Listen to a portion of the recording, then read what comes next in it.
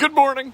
Welcome to Breakfast with Kent for Monday, April 5th, 2021. Brought to you by the great people at Today's Dentistry, Dr. Mike O'Neill, the best that there is at dentistry.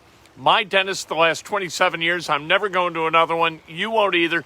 Give him a call whether you're in central Indiana or not. Your teeth are too important not to drive a little bit to go see a dentist. 317-849-2933. Take control of your dental health. Hit subscribe, hit like, ring the bell, do all that stuff. An absolutely beautiful morning in early April in central Indiana. Let's talk sports. Basketball. The national championship's going to be played tonight between Gonzaga and Baylor. The two best teams in college basketball this season, bar none. How does Indiana get to that point to where they're considered among that company, and it would not be an absolute stunning surprise to see Indiana play in the national championship game? It's pretty simple. I mean, you start to look at statistics and reverse engineer college basketball a little bit, it becomes obvious what needs to happen for Indiana or any other team to play in the national championship game. The two top teams in college basketball in terms of offensive efficiency, Gonzaga and Baylor.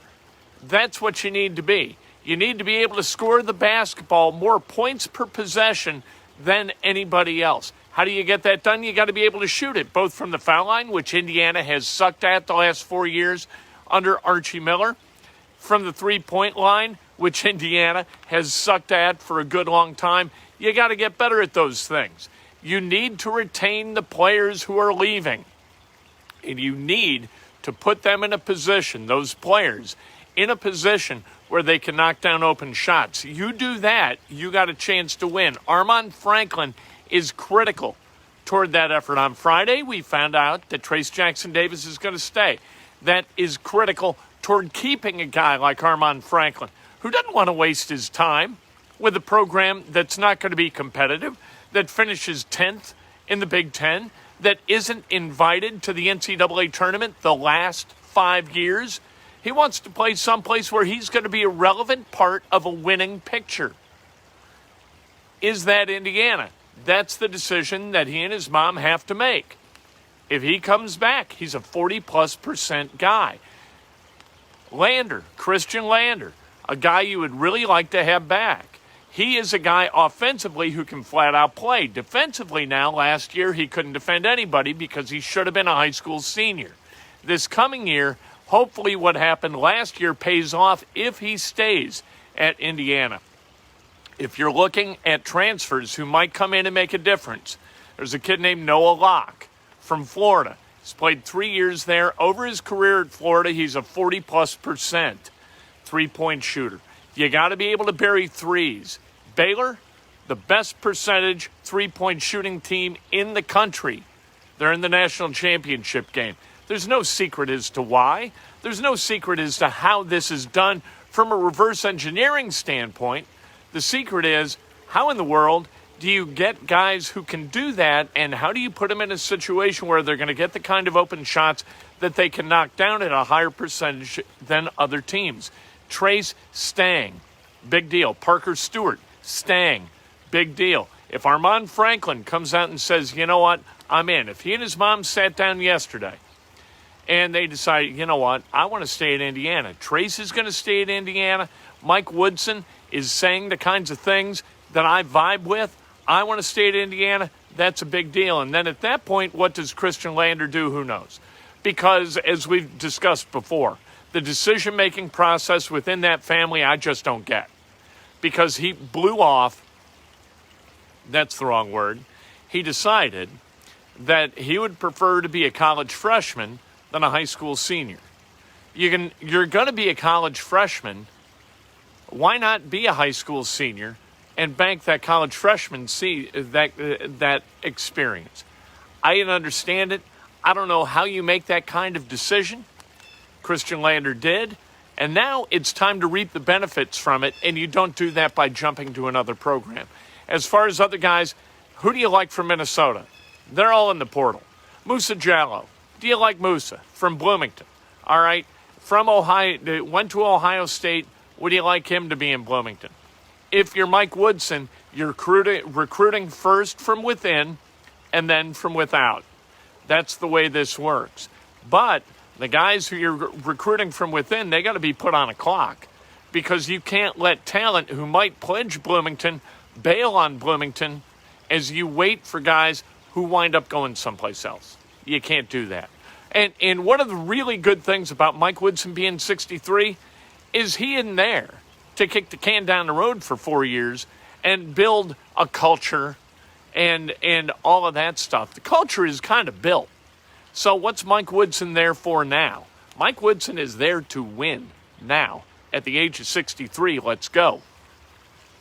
Nice. David Kerr, Baylor Bears, Zags shot their wad and showed how to defend them on Saturday. Oh, my goodness. No. If you're betting against Gonzaga tonight, you are straight up out of your mind. -4.5, give the points happily and collect your money. It's Gonzaga, and it's not going to be that close. Yeah, take the Zags. Goodness, David, you know better than that. 24 days until the NFL draft. The NFL draft is where the Colts are going to plug its biggest holes. At least that's the way it looks. They need a left tackle. They need an edge rusher. There are guys who are going to be available at 21 where you can get that done. If Christian, I think they're going to trade back, because I think that the guys that they really want are guys who are going to be gone by the time the Colts would draft at 21, or multiple guys that they covet will still be available, and they can trade back a little bit, being confident that they're going to get a shot at one of those guys. I think they trade back, because here's the thing. As you graduate down the list of draft selections and rounds, the chances of you hitting a guy and having that guy be great, they're going to diminish. So you need more of them. You're not going to trade up, right? They're not going to go from 21 to 14. I don't see that happening, because you're going to have to give up multiple guys to move up to that level. I think you trade back, you get more guys, and so if you miss on a Terrell Basham, it's not that big a deal, because you've taken a bunch of guys in the second and third round who are going to be able to cover, right? So, the more you got, the more chips you have to play at the table, the more likely you are to hit the number. That's the way the draft works. At some point, it boils down to math, and you can bet that Chris Ballard has that factored down to the hundredths of a percentage. I think now at 21, if Christian Darrisaw's there, you take Christian Darrisaw. I think that he is one of the left tackles who is going to wind up being a starter and a productive starter in the league. He's going to give you a manageable contract with a 21st overall pick. I think if Darrisaw's there, you take him. Jalen Phillips, that's a different thing. Edge rusher out of Miami. I think you can probably trade back and get him. But if he's the one guy who's on your list of coveted players, I think you take him at 21. There are other guys. Jason Away from Penn State. I think you can trade back and get him. Liam Eichenberg, left tackle on Notre Dame, I think you can trade back and get him too. It's going to be fascinating to see. Chris Ballard is really, really good at this. And so, back in the day, and I'm not casting dispersions on Ryan Grigson, but when he took Philip Dorsett, it was kind of like, oh, geez, Collins is right there, and you got Malcolm Brown, and what are you doing, Ryan Grigson? For God's sake, Philip Dorsett, what? We don't really do that with Chris Ballard, because Chris Ballard has shown himself to be pretty damn adept at the top end of the draft, going out and getting guys who are, if not going to be all pros or generational players at their position, and the Colts have gotten a couple of those, they are going to be really, really good at what they do, like Braden Smith. That draft, you get Quentin Nelson, you get Darius Leonard. First time since 1965, when Butkus and Sayers did it for the Bears, you get 2 first-team All-Pros in the same draft as rookies. And you got Braden Smith, who is going to be a 10-year starting right tackle for you. I think they go out and get guys like that as well as anybody else in the National Football League, and that's why the Colts last year made it to the playoffs and had a pretty good chance of winning against the Bills if Phillip Rivers could have conveyed the ball more than 15 yards down the field at a time in the last 2.5 minutes of the game. Now they got the guy. Carson Wentz is going to be able to do that if he can stay healthy. Pacers tomorrow night against the Bulls at Bankers Life Fieldhouse, 7 o'clock. Over the weekend, great game. Overtime game against the Spurs. Really fun to watch. No Brogdon, no Sabonis, no Lamb. No problem. Right, McConnell was salty throughout the game. Really, really fun to watch. Throwing up teardrops all over the place, driving the Spurs crazy. Spurs like, how's this guy doing that? How we letting this guy? T.J. McConnell, even within Central Indiana, people look at T.J. McConnell like he's some rec league player who's all of a sudden been thrust into the NBA and is succeeding like he's some freak of nature. He's not. He's just a really good basketball player. A little bit tired, people looking at him and judging him for his looks. Porter Moser took the Oklahoma job. Mistake. Sorry. Porter, you got to live your life the way you want, but you don't screw with happiness, and you are going to learn that as you migrate down to Oklahoma. You fit at Loyola. So there you go. Katie Gerald's, the way Purdue does stuff. Hey, that's a good point. I meant to mention it last week, and I didn't.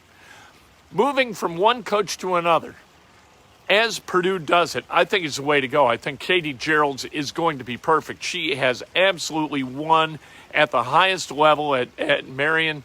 And so going to Purdue and serving a year's apprenticeship, I think is terrific. Good for her. Absolutely right.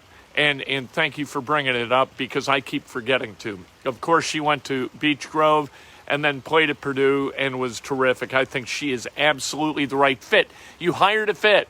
Porter, and as a coach, you got to figure out where you fit.